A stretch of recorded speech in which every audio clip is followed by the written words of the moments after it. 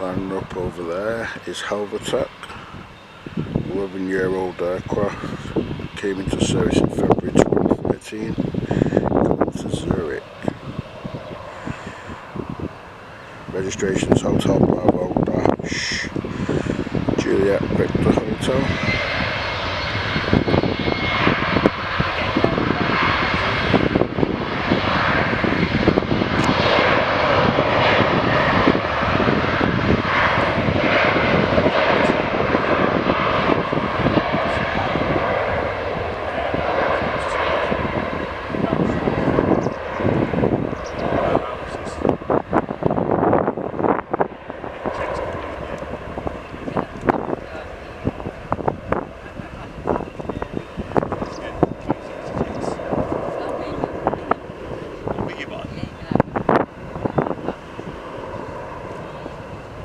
Okay, so off it goes.